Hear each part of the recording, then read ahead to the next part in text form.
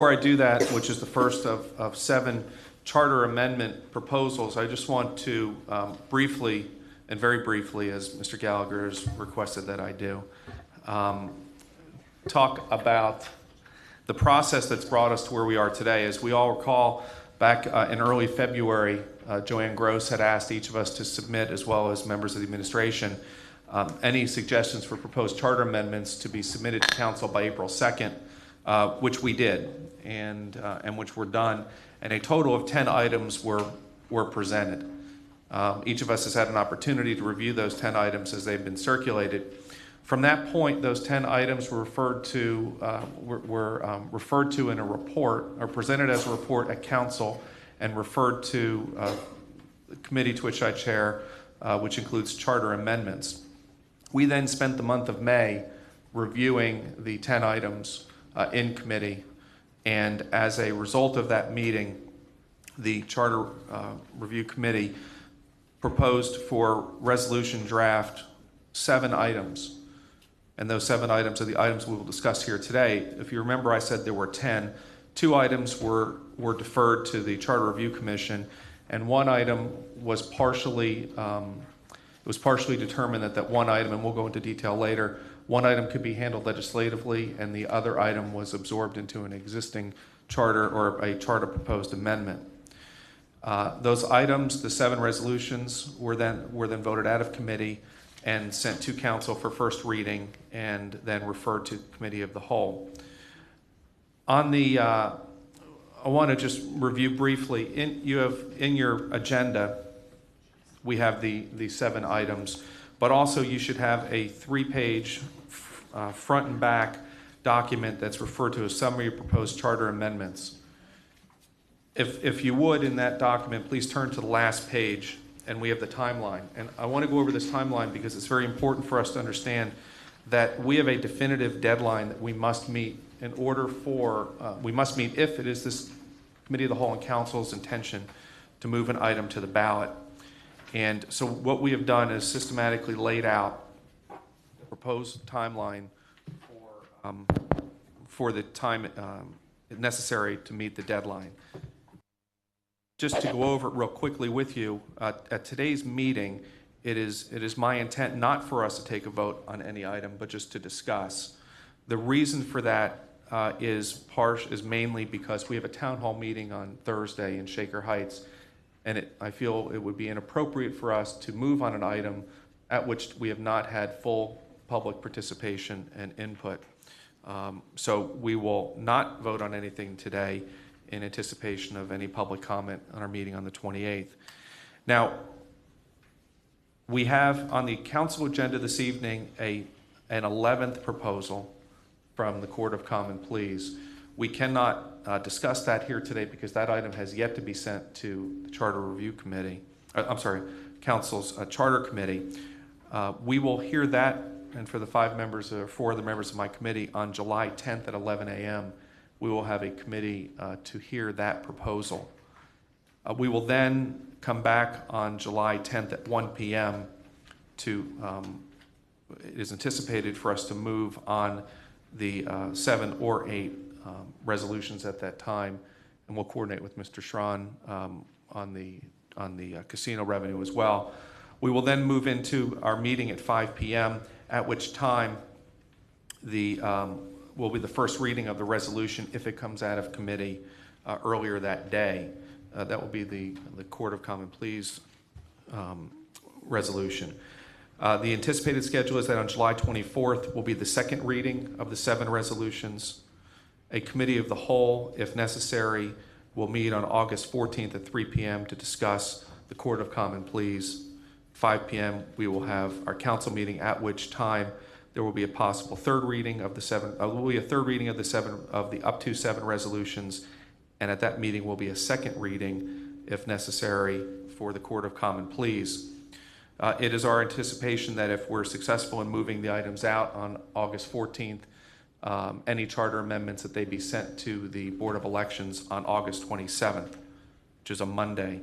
If the Court of Common Pleas item is still on the schedule, then August 28th will be its third reading, and then we will submit it to the Board of Elections by their September 7th deadline, and then it'll be, any item will be placed on the ballot on November 6th.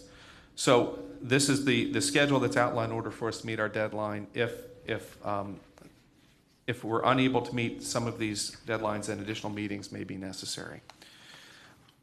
With that said, I want just briefly to review the process in which our committee vetted each of these, the 10, now 7 proposals. In reviewing them, we had the sponsor of each make a presentation. There was discussion. And then our committee was charged with identifying one of 4 areas, 4 avenues in which to proceed. And we fundamentally have those 4 today, and will in the committee of the whole as long as we meet. Number 1, do we feel that the item is such that it should be referred to the Charter Review Commission? The second item, is it possible that we may be able not to necessarily place this item on the ballot, but is it something that we can handle legislatively? We can take no action if necessary, or we could vote to support the resolution to be referred back to council for its second reading. Those are the 4 actions that are before us today. What I want to do and how I'd like to proceed with this part of the meeting is that we have before us the 7 items. As I mentioned, we also have the summary of the proposed charter amendments. And what I'd like to do is ask the clerk right now if there are if there's anyone for public comment. Because what I would propose doing is that if there is, then we will address and possibly move the order of the agenda based on those here to speak. No, Mr. Chair, no one has signed in. Very good, thank you. With no one present to speak on any of the charter amendments, then what we will do now is move into the first item, and I'll just ask the clerk to read 5B, please. Resolution number 2012-0097, a resolution providing for submission to the electors of the County of Cuyahoga an amendment to Article 2, Section 4, and Article 3, Section 7 of the Charter of Cuyahoga County, and declaring the necessity that this resolution become immediately effective. Very good, thank you. If my colleagues will refer to the summary on page 1, we'll see the proposal. They're in the same order on the summary document as it is on the agenda. What I'd like to have, and the way this is laid out, is the summary language is presented first, the proposed ballot language is below. What I'd like to do is ask the sponsor, in this case, Councilman Miller, to explain this proposal. Mr. Chairman and my colleagues, Article 2, Section 4 and Article 3, Section 7 deal with the filling of vacancies in the office of County Executive and County Council, respectively. Both articles provide for interim appointments, a process that does not change with this amendment. For the executive, the council president becomes the interim executive. For council, the precinct committee members of the same district and party make the interim appointment, with a few exceptions. The current charter language then provides for elections to fill unexpired terms, stating that if the vacancy occurs in the first or second year of a term, the interim appointment extends until the next county-wide general election, at which the position shall be filled for the remainder of the term. Suppose, however, that Councilwoman Conwell receives a federal appointment this September.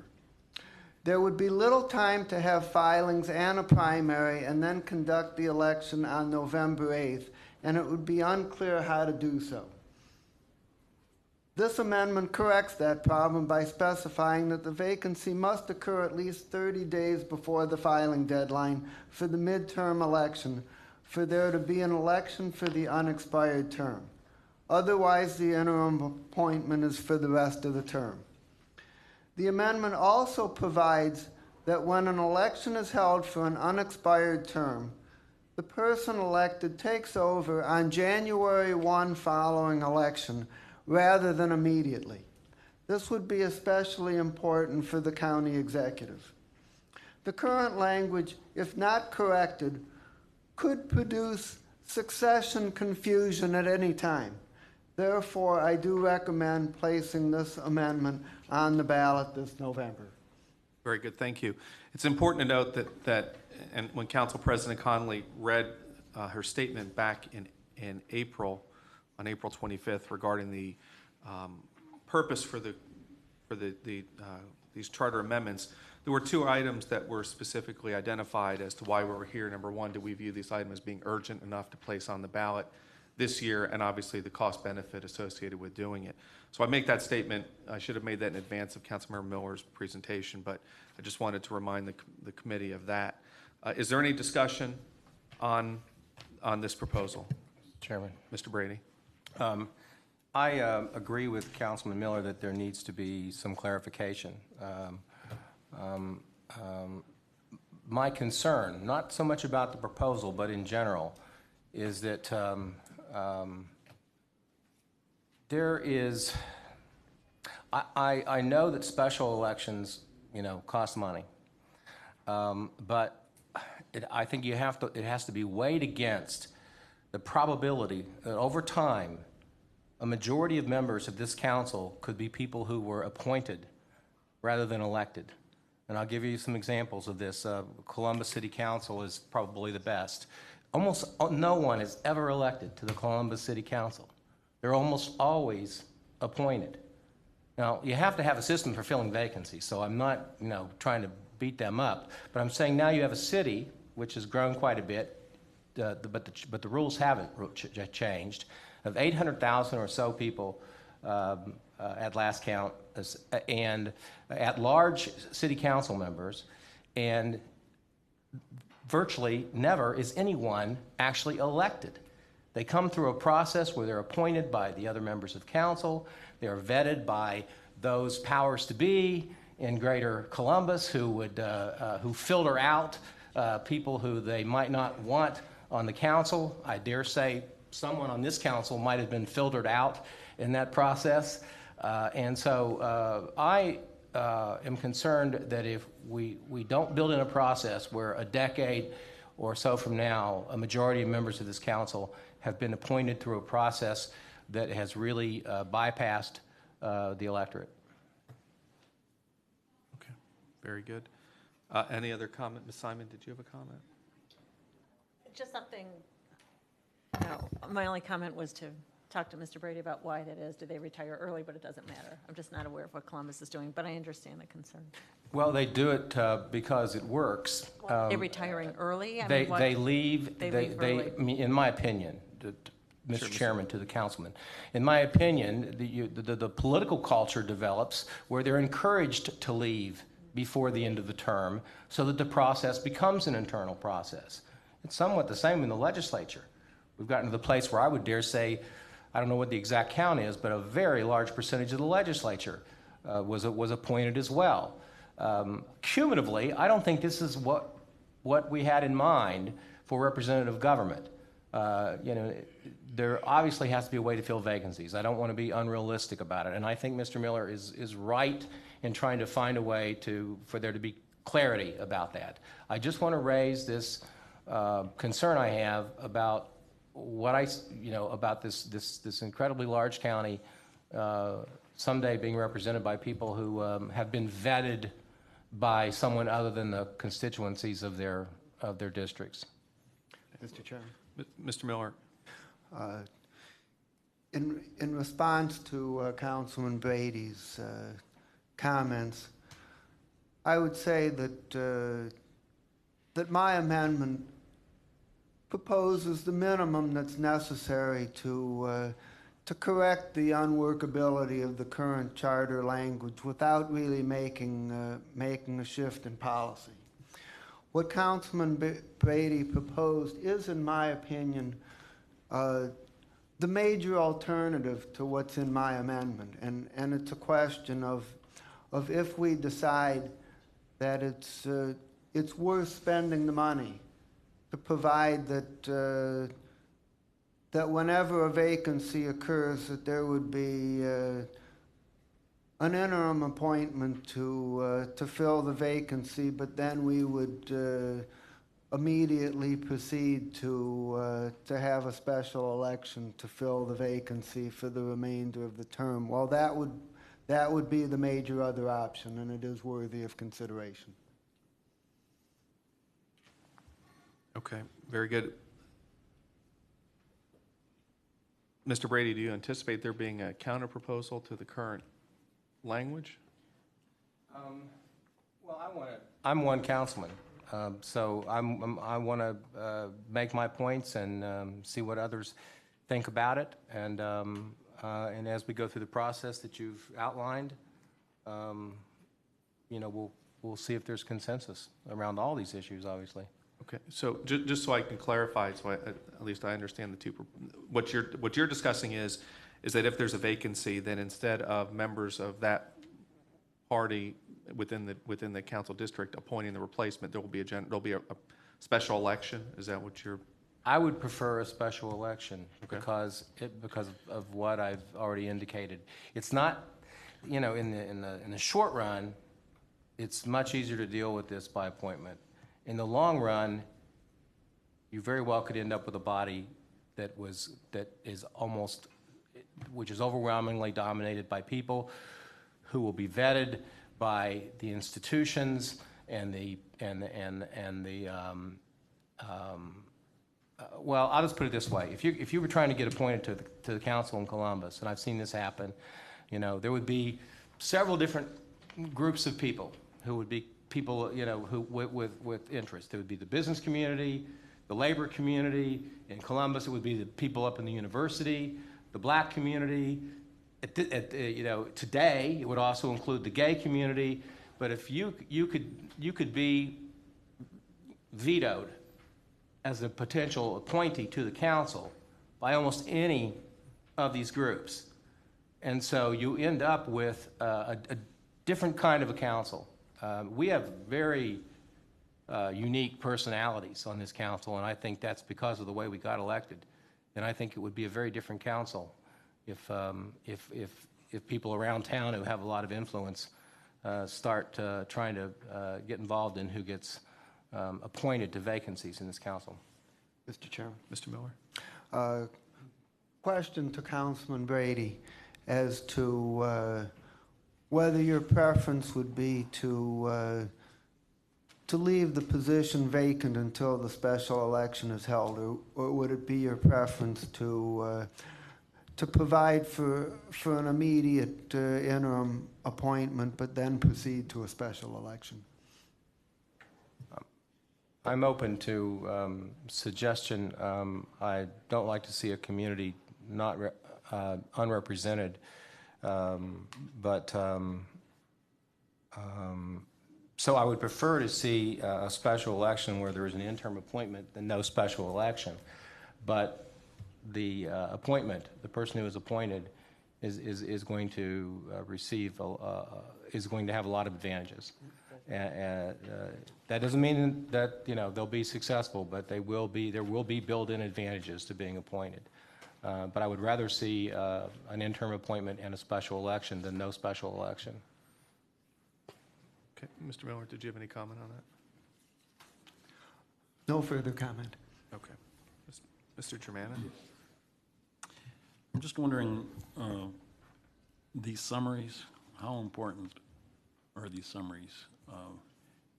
Because I got a correction on this summary. Do we need to make a correction to this summary? Are these summaries going to be used to present to the people, or? Well, that's a good question. The actual resolutions themselves are included in the package. As far as us being able to, I guess the question, I'm looking at Joe Nani and Joanne Gross. I mean, the question is the purpose and use of these summaries and public dissemination of what we're trying to do. Mr. Germana has an issue with this. Let me give you an example. Yes, sir. Okay, in the second paragraph on this first one, it says, the proposed amendment says that the vacancy must occur 30 days before the filing. Well, if the vacancy occurs, it's not that the vacancy must occur. We can't control when the vacancy is going to happen. So, correct. So there's nothing formal here that's been, the only thing that's formally been presented to the body which would require an amendment to change would be the actual resolutions themselves. This language is merely an internal document, not necessarily for internal consumption only, but generated internally. So that language may be amended, as long as it's consistent with the intent of the author. I mean, Mr. Miller, is it must or if? I hate to start splitting hairs insofar as words, but obviously words are very important. Miss- And you're saying if within 30 days versus must occur within. Mr. Chairman, Mr. Miller? the language of the resolution itself is consistent with what you're suggesting, in that it says, if a vacancy occurs at least 30 days prior to the filing deadline, what's in the summary document was just a shorthand way of expressing the concept, but the language of the resolution is more precise. Okay. So the language in the summary then, to be more specific, should be if instead of must? Okay, very good. Okay, thank you, Mr. Germana. Any further discussion on proposal 0097? Okay, hearing none, we'll move on to the next item on the agenda, which is Resolution 2012-0098. Will the clerk please read the caption? Resolution number 2012-0098, a resolution providing for submission to the electors of the County of Cuyahoga an amendment to Article 3, Section 10, subsection 5 of the Charter of Cuyahoga County and declaring a necessity that this resolution become immediately effective. Very good, thank you. Before us on the summary, once again, is the summary language as well as the question, the proposed question on the ballot. Mr. Miller, you're the author of this. Will you please address this item as well?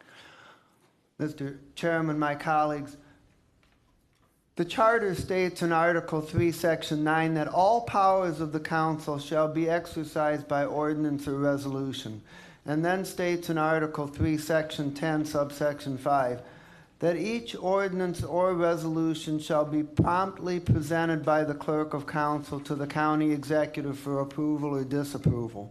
Taken together, these sections clearly require the executive to review all council actions. However, there are clearly actions for which the executive review either is not or should not be required. This amendment creates exceptions for the following list of items. 1 is council rules and order of business. 2 is scheduling of council and committee meetings and other internal actions. 3 is setting the structure of the council office and council office hiring. 4 is contracts for council office operations. 5 is confirmation of executive appointments. 6 is appointments designated to be made by council. 7 is use of the council's charter investigatory powers.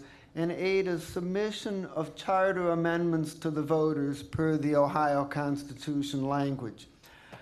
I believe that this is a significant problem that needs to be addressed.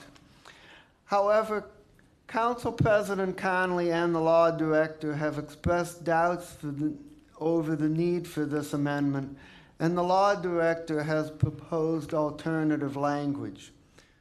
Therefore, if these reservations persist, I would also be amenable to the possibility that we simply might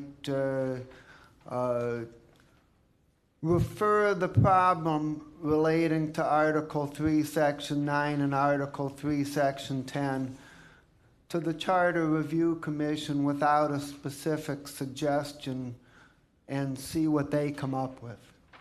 Very good. Very good. And I'm going to refer back to Council President Conley's letter of April 25th, in which one of the items in which she drew attention to was the purpose for these proposals was to provide clarity of language within the charter, which may be conflicting with other provisions or with actual operations or even law. So that's, when we talk about clarity, this is one of the items in which there may be the need for additional clarity. Is there discussion on this item? Hearing none, we'll move on to the next item on the agenda, Resolution 2012-0099. Resolution number 2012-0099, a resolution providing for submission to the electors of the County of Cuyahoga an amendment to Article 6, Section 2 of the Charter of Cuyahoga County and declaring a necessity that this resolution become immediately effective. Very good, thank you. Once again, in our summary on the second page is a summary of the proposed language as well as the proposed ballot language. Mr. Miller, as the author and sponsor of this, would you please provide a comment.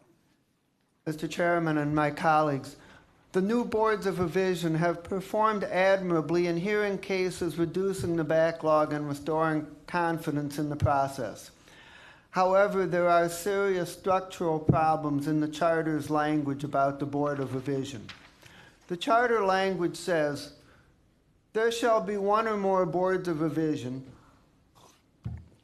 and then goes on to describe what we know as hearing boards. The Board of Revision itself is not mentioned. This raises serious questions as to how the process is to be administered. So the first thing this amendment does is to distinguish between the statutory Board of Revision and the hearing boards. The Ohio Revised Code comprises the Board of Revision as the county auditor, treasurer, and one county commissioner.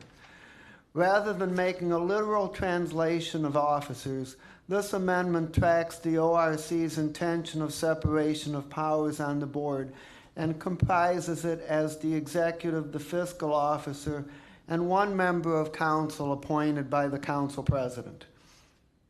The second paragraph of the amendment clarifies the authority for the administrative procedures of the Board of Revision, which is lacking in current language. The statutory Board of Revision is tasked to develop its own rules of procedure consistent with the Charter and general law, and is also directed to appoint and set compensation for an administrator and other assistants as needed for its operations, consistent with the county's operating budget. The administrator is given responsibility for the office operations of the Board of Revision and the hearing boards, including setting the hearing schedules. The Board of Revision is then given power to create and appoint members to one or more hearing boards. The hearing boards are given the same powers to hear complaints on property valuation as are given to boards of revision hearing boards under general law, which means that a decision by the hearing board is the decision of the Board of Revision, and appeals would be to the courts and not to the Board of Revision. The Board of Revision is directed to determine qualifications for hearing board members to ensure that they are skilled in appraisal, real estate, and/or law, but the exact specifications are left to the Board of Revision. The political party limitation on hearing board composition found in current language is eliminated. The Board of Revision appoints the hearing board members subject to confirmation by council, with council action required within 30 days. The Board of Revision is also given power, not expressed in current language, to make appointments for the unexpired term to fill vacancies, also subject to confirmation. As in current language, the term for hearing board members is set for 3 years, but 2 exceptions are added. First, the Board of Revision is empowered to create temporary hearing boards with a term of up to 1 year to clear backlogs or anticipate heavy workloads. Second, the Board of Revision is directed to adjust the hearing board terms so that the ending date of the various hearing boards is staggered. This should enable better planning and workload management. The council is tasked to develop a compensation plan for hearing board members, but the Board of Revision itself will set the compensation for individual hearing board hires within that plan. The hearing board members are designated as full-time, unclassified employees of the Board of Revision. Finally, this amendment provides for removal of hearing board members. Such removal must be for cause, requires approval by the Board of Revision, and confirmation by council. This amendment clears up a lot of confusion, and I do recommend placing this amendment on the ballot in November. I do have one minor amendment to this amendment that I would like to offer, and Mr. Chairman, I would ask whether I should do that now or you want to defer till the next meeting. It would be appropriate for you to present the amendment if there's a second, because in between this meeting and our next meeting, I'd like council to have complete understanding as to the full composition of what they'll be voting on. Okay, well, then I would like to move the amendment to this resolution.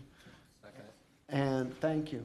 And what this amendment does, and this was recommended by our chief of staff, is that in determining compensation for the administrative staff, the Board of Revision would be assisted by the Human Resources Department, not the fiscal officer and the administrator of the Human Resources Commission. And in determining the compensation plan for the hearing board members, the county council would consult with the Board of Revision as currently proposed, and also with the Human Resources Department rather than the administrator of the Human Resources Commission. It was thought, with these being unclassified employees, that working with the Human Resources Department on this would be more appropriate. Thank you. Okay, so there's been an amendment that's been read. Mr. Brady has seconded the amendment, correct, Mr. Brady? Correct. Okay, is there discussion on the amendment? There's no discussion. We'll go ahead and do a roll call vote on an amendment. Mr. Miller, where would this be included? No, I'm sorry. Where will it be included in the? Does he have it? Does it? Okay. It's Paragraph 2. It's the last sentence of paragraph 2 is the first part, and the first sentence of the last paragraph is the second part. Okay. Very good. If the clerk will please call roll call vote on Mr. Miller's amendment. Mr. Schron? Yes. Ms. Conwell? Yes. Mr. Jones? Yes. Ms. Simon? Yes. Ms. Connolly? Yes. Mr. Greenspan? Yes. Mr. Miller? Yes. Yes. Mr. Germana? Yes. Mr. Gallagher? Yes. Motion carries. Very good. Thank you. The resolution presented has been amended. Now discussion on the proposal itself. Is there discussion on resolution 0099?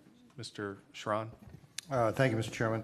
Yeah, I commend my colleague, Mr. Miller, for the clarity in regards to the definitions being brought forward as far as the Board of Revision and the hearing board members to make sure that that's been identified and clarified. I do disagree, though, with the removal of the party affiliation in regards to this, because there was a lot of people put a lot of effort into this charter review to create this one vehicle. And like my colleague, Mr. Brady, had just commented on in the previous, where talked about appointments and the risk of appointments can drift all of a sudden in the wrong direction. This at least gives a check and balance that an awful lot of people who worked very hard, the thousands of people that worked on the Charter Review Committee, came forth and identified this as a functional value that they wanted to see built into this. Obviously, the Board of Revisions has been in the past an albatross around this county as far as how it operated and how it functioned. Today, it's operating efficiently and effectively. The definitions that Mr. Miller has brought into the rest of this has brought the clarity I think that we needed. This is not a clarity component. This is actually a change of direction from the charter itself. And so with that, I believe that this is not in keeping with what the charter and all the folks had worked so hard on to bring forth that recommendation. We adopted it, and so I would suggest to my colleagues, and I will present this as an amendment at the next, you wanted this at the next meeting or at this meeting? We'll do to it remove that language. at the next meeting. Thank you. Chair, Ms. Simon? brief comment. Mr. Schron, were you done? Yeah, I was just. Okay, Ms. Simon. I disagree with Councilman Schron. I sit on the Rules Committee, and we discussed this. I think it's really important to have the best and brightest board members for this very technical board, that we remove politics from that board. Unfortunately, the injection of politics required us to overlook perhaps more qualified candidates when we went through this interview process. And in order to have the best board possible, we have to remove politics out of this process. And it's not the political party that creates no one political party is free from corruption, and it's not the party that creates corruption, it's the people. And when we define what the board is, I don't think that the party and politics has any place in this technical board.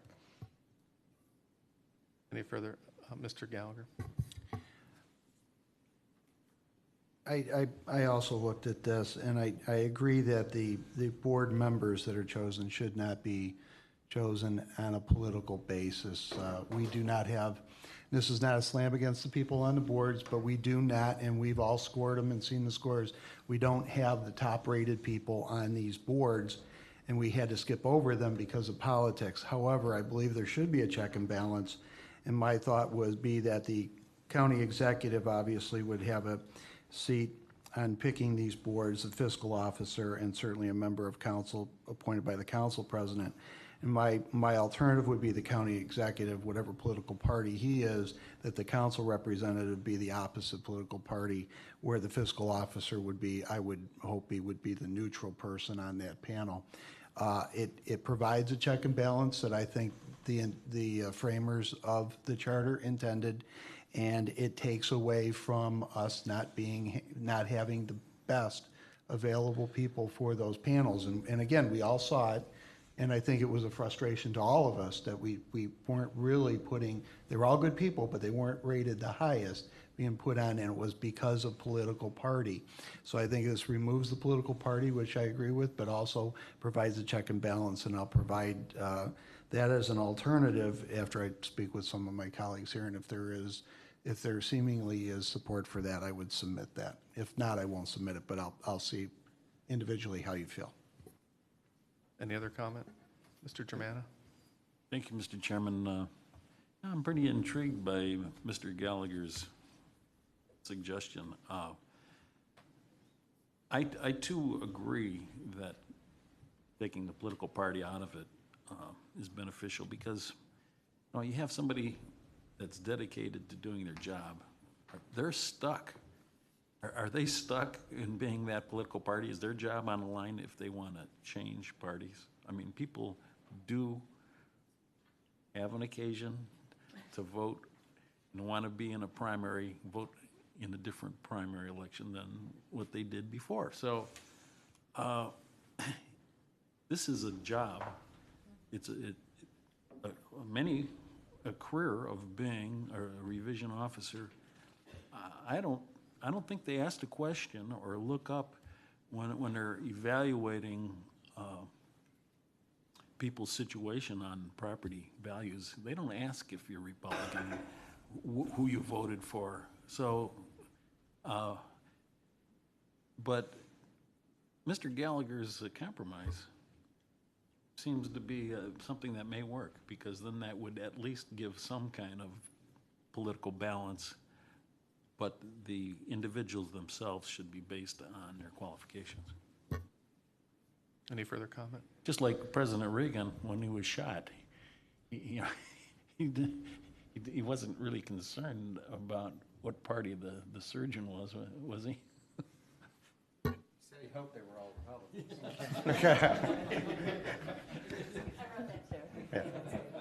Mr. Miller? Mr. Chairman, I just have one other comment, which is that that this is a complex amendment, and that without the help of Joe Nani, Joanne Gross, and Trevor McAleer from our staff, this could not have been done, and I just want to recognize their very important contribution to putting this amendment together. Thank you. Very good, thank you. Mr. Schron? Yes, I realize that it's always nice to say we would love to have the most qualified in any position, including this board and this council, I assume. However, but one of the factors that comes into play, and the reason why over 1,000 people volunteered to work to create that charter and what was passed by this county and passed overwhelmingly, was an element that included this in there, because as much as we would have liked to have thought that the former Board of Revisions were always the best qualified, the risk is that when you have the potential of a single party selecting and you don't have at least that check and balance written in as it currently is written in the charter, we have opened up the potential for a single party on all the way through. And this is a check and balance, and and I know that, I realize that the majority of the council that sits up here is already of a single party. When you go look at other appointments, you go look at the National Labor Relations Board, they are required to have diversity of party out there on that for checks and balances, and you find that exists in other places within the government, and I think that this is a very beneficial place that the wise folks who had worked on the charter review put forth this will be disappointed if they see this provision removed. The rest of it, I believe that they'll see an advantage of the definitions, but to have this removed, I think it would be a disservice. Mr. Chair, just one comment. I think the labor board's a heck of a lot different from a board of revision. That's my first comment. But if we're going to be looking to say that we don't want to do this because thousands of people came out for the charter amendment, then we might as well go home and not even looking at charter amendments. So that's my comment. Thank you. Mr. Chair, Mr. Germana? I think there was this connotation in the old way of doing things that you had a Republican and a Democrat. It's who you knew. And at least, if you were a Democrat, you got appointed, and it wasn't necessarily on qualifications. It was political appointments. And I don't think this should be political appointments. I think this should be based on qualifications. Okay. Let me, if there are no further comments, I've got a few. I understand where we're going with this as far as the statutory board is concerned. As a matter of fact, and I talked to Joe Nani about this when we were going through the process, the charter, it's very interesting how the caption heading is Board of Revision singular, but the definition goes into plural. So clearly, immediately, there was some clarity that needed to happen. And I'm not going to make an amendment today but I know in committee we talked about the 3-person statutory board with the executive fiscal officer and a member of council. And I'm just throwing the concept out there, and we could talk about it to get better clarity. But I am curious if the concept, instead of the fiscal officer being the third succinct portion of the charter being the prosecutor, might be that third member. Since the executive is elected, the prosecutor is elected, and a member of council would be elected. Just a concept on that. As far as the party affiliation, I agree with Mr. Schron. I'm not quite there yet. I understand the comments, and I understand both sides of the equation. I don't think we're there quite yet. However, I will throw this out there. If my colleagues would like to remove all party affiliation from the charter, including our own offices and that of the executive and the prosecutor, I would be willing to support that. If we're going to go a little bit of the way, let's go all the way. And so to have all nonpartisan elections countywide. But that would be a thought. I just don't think we're quite there yet for this provision of removing party affiliation from this portion of the charter. Mr. Chair, just clarification of your statement. We don't think we're when? What do you mean by that? That we're not someplace now? I'm not sure what you mean. I think we're only 18 months into this new government. I think it would be premature for us to take a tremendous philosophical component of the charter out as it relates to party affiliation. I'm not saying that we won't get there, but I just don't see us being there yet. Mr. Brady. I don't want to extend this conversation any longer, I promise you. But I think that with all due respect, that my colleagues have this totally backwards. The way this used to work is that Commissioner X, who not that long ago, the Republicans, 30 years ago, the Republicans had control of the county commissioners and the auditor's office. Commissioner X in this party and Commissioner X in this party got together. They split the patronage up. It was just the way it was. You can call it corrupt, and I'm not saying it wasn't. I'm saying it was the culture, the political culture of this community and many others across the country. And this business of the political party on the Board of Revision is just a vestige left over from that era. It really is contrary to reform entirely. The whole partisan identification of people was based on the fact that even a minority county commissioner who may be a Democrat or may be a Republican when we were a two-party county would have access to patronage. It wasn't, nobody was embarrassed about it. That was the way it was viewed. And so I just wanted to remind people of how we got here. No, I appreciate that. Well, and to that point then, you as Councilmember Schron would say, you're witness, because you effectively made my argument that party affiliation then shouldn't be a component of the charter whatsoever. But we won't continue this point any further. Are there any further comments on this issue? Not now. I'll get you later. Okay. I don't want to belabor it, but I will just chime in just from my experience in filling this board. I had no political intentions of putting Democrats or Republicans or anyone, but what I saw was a problem that existed previously, and what could we do to raise the level of professionalism on this board? We looked for people who had legal experience, customer service skills, and experience as realtors. And we found that. And we filled, we moved names forward, and they were qualified candidates. But then the political portion came in that, in a sense, was a hindrance. We had done it based on merit, but now we had to find someone of a political party. So maybe from the outside it looked like there was a political something, but in reality, we put forward people who were professional, they're based on merit, and then we were forced, because of the policy, to make a political decision. So that was my experience from that, from last year, and Very good. Thank you. Moving on, the next item on the agenda, Resolution 2012-100. Resolution number 2012-0100, a resolution providing for submission to the electors of the County of Cuyahoga an amendment to Article 9, Section 1 of the Charter of Cuyahoga County, and declaring a necessity that this resolution become immediately effective. Very good. Thank you. On this proposal, this is jointly sponsored by Councilmember Conwell and Councilmember Miller.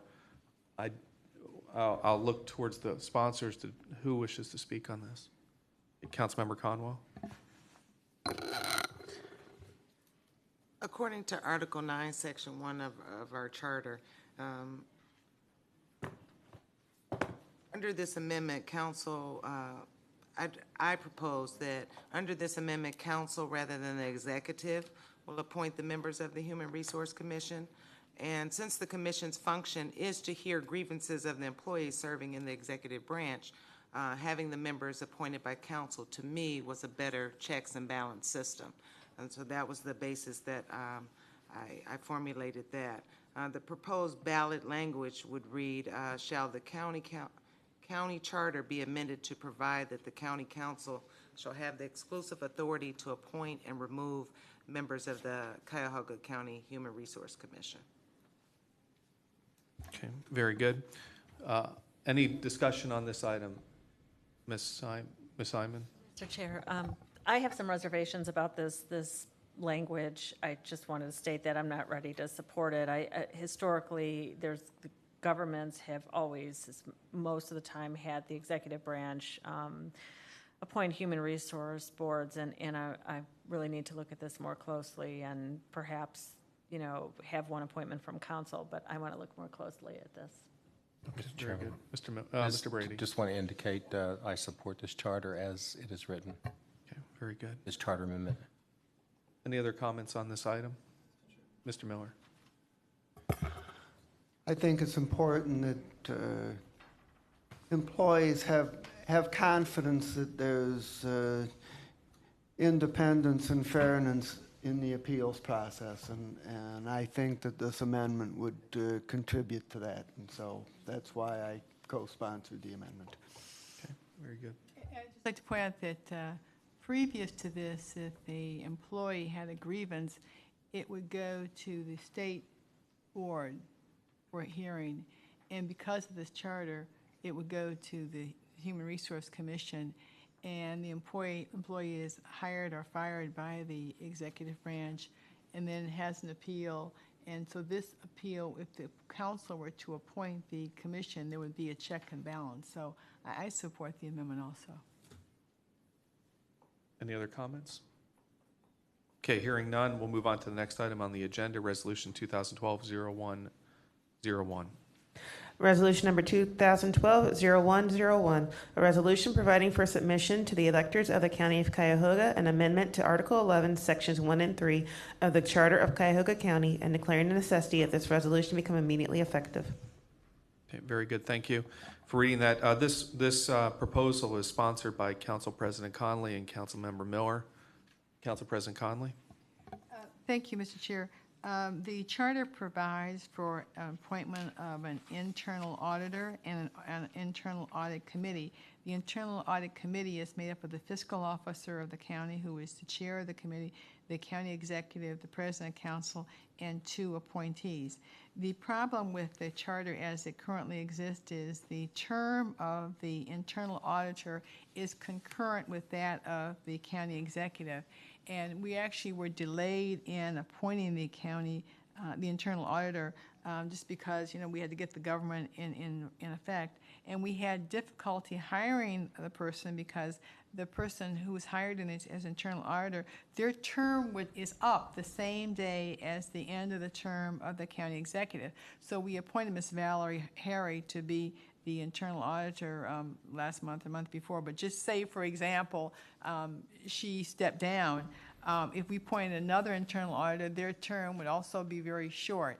So what my proposal will do is 2 things: stagger the term of the internal auditor so that they'll have 2 years, a year going into the term of the county executive. And also, so if that person, we can obviously reappoint that person, but it gives us some opportunity to get that in place. For instance, Mr. Harry's term will be over at the end of, December 31st, 2014. If we have a new county executive, a new fiscal officer, we'd have difficulty getting that person appointed, and they'd be reappointed, they'd be out of a job. In addition to which, there was no provision for the removal of members of the internal audit committee. The executive appoints the internal audit, 2 members of the internal audit committee, and council confirms them. But just for the sake of argument, we had somebody that just didn't show up. We had no way, or they moved out of the jurisdiction. We have a way of removing them and reappointing them. So these are, I believe, just technical corrections that need to be made. We're not changing the job of the internal auditor. We're just changing the term so that it'll be staggered and give an opportunity to have some continuity. Because if a person is the internal auditor, we want their job to carry over into the next administration. So I think it just makes a better flow of government. Very good, thank you. Any discussion on the proposal? Mr. Chairman. Mr. Miller. The internal audit function is a very important part of county government, and this amendment solves some practical problems, and so I strongly support it. Thank you. Very good, thank you. Any other comment? Hearing none, moving on to the next item on the agenda, Resolution 2012-0103. Resolution number 2012-0103, a resolution providing for submission to the electors of the County of Cuyahoga an amendment to Article 2, Section 2.031, and Article 9, Section 4 of the Charter of the Cuyahoga County, and declaring a necessity that this resolution become immediately effective. Very good, thank you. This proposal was sponsored by the executive. Is there anyone on behalf of the executive to speak on this matter? Well, Mr. McCloof, are you speaking on the content? Please, we've had this precisely. discussion. I was going to start with that specifically, and then there's the second amendment for the treasurer, and Mr. Waitstein is to speak to that. But just so that everybody understands how this amendment came about, this is an amendment that the law department. Just for clarity, are you speaking on behalf of the administration or as the law director? I'm speaking on both, just to clarify, but let me speak as the law director just to tell you the history of how this amendment came about. This amendment was pointed out by the law department working in the trenches, the boots on the grounds, issues that we were having in arbitrations, that we were having in employee personnel matters. And then we brought it up to the executive, proposed it to them, got their consent, and proposed it to the county executive. So this was not an amendment that was proposed by the county executive and we drafted it for the county executive. This is an amendment that the law department came up with, sought the executive's approval for it, and then brought it to the county council. So that's just the clarity in terms of why I'm speaking here and what this is an amendment that Ed Morales and my staff was the main person, the main drive why it's here today. And this is, if you, historically under the Board of Commissioners, what used to happen is when you have discipline matters, you used to have what's used to be called the personnel agenda. And the department will do the personnel agenda. It will go before the Board of Commissioners and they would vote on it. And that used to be for the employees who were under the Board of County Commissioners. When we changed that system and went into the charter form of county government, where you have the county executive and the county council, and we brought the other appointed office, the other officers brought them within the county executive's branch. Within the executive, they became executive departments, being the fiscal officer, the sheriff. The issue comes up in terms of discipline, and the charter actually is very clear in section 2.03. Actually, in 2.03.12, that the duties of the county executive include administering uniform personnel procedures for all county employees. And in section 2.03 of the charter, it says that the county executive has the responsibility to appoint, suspend, discipline, and remove all county personnel. The issue came up in some of the hearings where there is the language that has the exception clause that says, except as provided by general law, are under the jurisdiction of officers, boards, commissions, and other authorities of the county other than the Board of County Commissioners. So we have had the arguments made that if you have an employee in the sheriff's department, for instance, and they're being disciplined, that the county executive has no say in the discipline of that employee. We don't read the charter this way, and that's what prompted the proposed amendment to do that. So in section 2.03.1, we just clarified, added the promote and demote so that when you have the list, you have the everything. And where it says, so let me read it for clarity. The powers of the county executive include to appoint, suspend, discipline, remove all county personnel, including those appointed officers provided for in Article 5 hereof.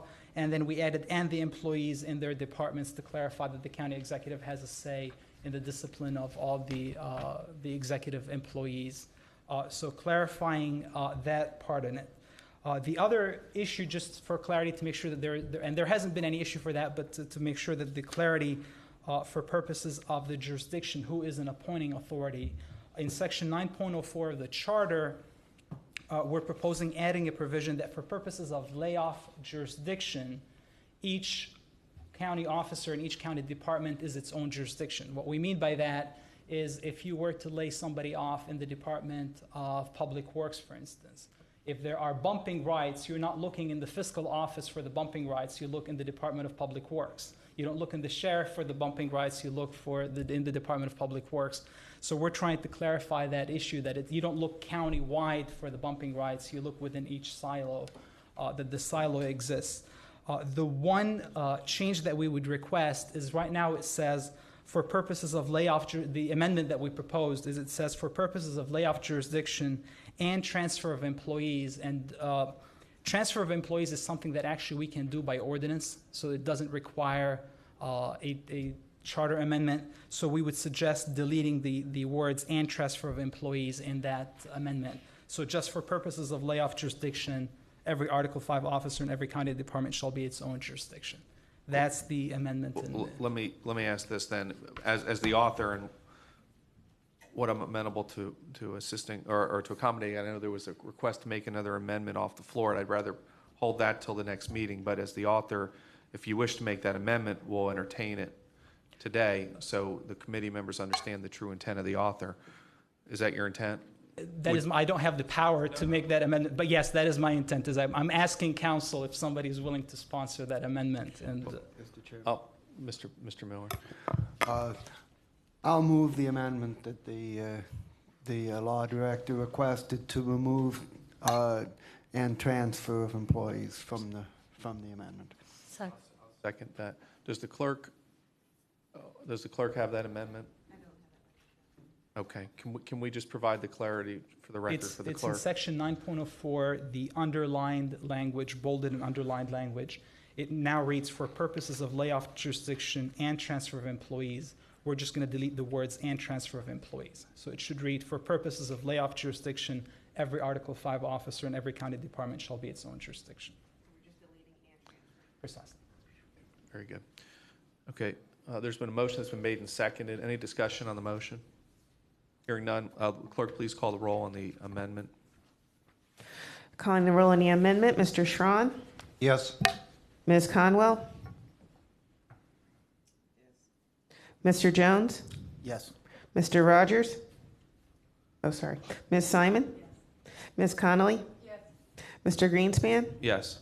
Mr. Miller, Mr. Brady, Mr. Germana, Yes. Mr. Gallagher. Motion carries. Very good, thank you. Okay, that's your entire presentation? That's the, yeah. no, be Okay, happy would to you answer any just questions. stay at the podium in case there are questions from the committee? Are there any questions? Okay, thank you. Thank you. Will the clerk please read the next item, Resolution 2012-0104? Resolution number 2012-0104, a resolution providing for submission to the electors of the County of Cuyahoga an amendment to Article 5, Section 2, Section 7, and Article 10, Section 1 of the Charter of Cuyahoga County, and declaring a necessity that this resolution become immediately effective. Very good, thank you. Mr. Steen, are you here to speak on behalf of this?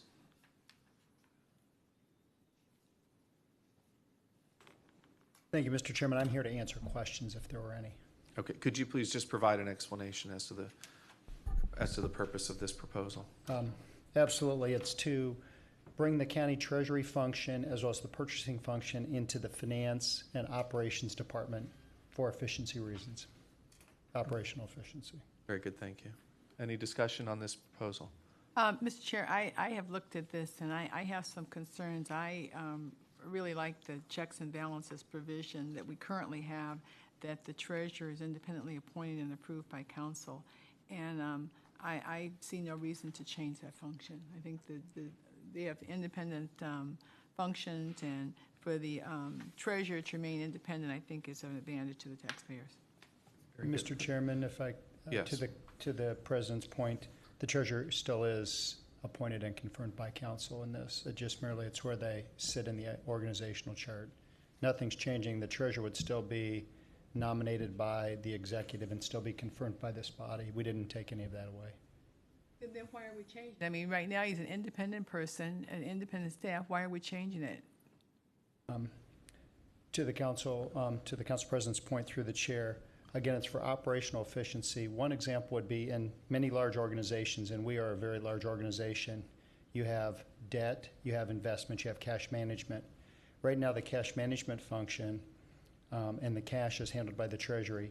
Debt is managed by what used to be the commissioners. Now it's in the Office of Budget and Management. Ideally, you'd like to have both of those in sync together so you're managing your debt needs along with your cash management needs. We can't do that in the structure we have today. And Mr. Steen, also, I believe in this amendment, not only shifts the Department of Purchasing under the finance, under the fiscal officer, but does it, and maybe I read an earlier version, doesn't also require that the Director of Purchasing be appointed by council as well, or did I miss that? No, that is correct. The language calls for the Director of Purchasing and Diversity, we're clarifying the name, Purchasing and Diversity, to be nominated by the executive again and confirmed by this body. So you would be confirming that person also. And that currently is not happening, correct? I know the position is created by charter, but I don't believe we don't do that appointment. No, that is a new appointment and confirmation that does not currently exist under the charter. Okay, very good. Thank you. Any other questions on this item? Chairman. Mr. Brady? I'm undecided on whether this issue should go to the ballot or possibly be sent to the Charter Commission next year. But I do this starts to add up, and I start to wonder how many, at some point we can only put so many amendments on the ballot. I mean, we could put, I suppose, a lot of amendments on the ballot, but I'd be interested over the period of this discussion about what realistically are the number of amendments that we should be putting on the ballot this year, and which ones are really absolutely, really need to happen. And I appreciate, and actually, you kind of jumped into my final comments here when we were done, and I think we're done with this. Thank you. And I'll jump into it now. I was going to make the point that as we, over the next few weeks, consider these 7, which ones really reach the level of providing additional clarity to the existing charter, and at the same time, do we deem as being urgent enough to place on the ballot this year versus deferring to the Charter Review Commission, if that is one of the of the other options. So I just want to keep that in mind as we consider these. And what I'll ask is, we've had 2 amendments today. I'll ask from our staff if they can make the 2 amendments and resubmit the package as soon as possible, so the Committee of the Whole has an opportunity to review them in their amended form for further consideration on the July 10th meeting. Quite possibly, we will have the proposal from the from the Court of Common Pleas as well to discuss on that day, but at least let us have, we'll have the final version for us to consider. And keep in mind, once again, the 2 points that Council President Conley brought forward in her April 25th letter, clarity and urgency. So I'd ask us to consider that. Earlier in the meeting, I discussed the fact that there were 10 items presented. The committee did decide to refer 2 items to the Charter Review Commission, and I just wanted in title or in topic, to discuss those, or I'm sorry, to bring those forward. One was there's a request from the Human Resource Commission for clarity on their role. We didn't feel it was sufficient for us to make that determination. That one was deferred to the Charter Review Commission, and the other one had to do with the creation of the independent agency of the Inspector General. I believe the committee's feeling was wanting a little more time to understand the financial impact of the agency, and felt that another year or so would provide better clarity, and so that item was referred. There was another proposal that was consolidated that had to do with the Department of Purchasing, which we just heard in the last proposal, and there was one item that was moved administratively or legislatively that could be done, and that had to do with the why am I drawing a blank on the last one? What was it? No, it can be handled administratively. I don't recall the other item off the top of my head. But anyhow, that item was able to be handled administratively. Before we close the meeting, is on this subject matter, are there any other general comments from the committee on charter review or the charter review process? And Council President Conley, I want to remind everyone that the town hall meeting on Thursday at 7 p.m. at the Stephanie Tubbs Jones Center in Shaker Heights, and obviously everyone is invited to and encouraged to participate. We're actually going to, Councilmember Miller and I met, and we're actually going to have a different format in discussing the subject matter other than the traditional standing up in front and espousing the items. It'll be more engaging with the public. So if you're available, please attend. Is there any of the miscellaneous business before the Committee of the Whole? Hearing none. Any other public comment? No, Mr. Chair, no one signed in. Okay, I'll entertain a motion to adjourn. Second. We are adjourned.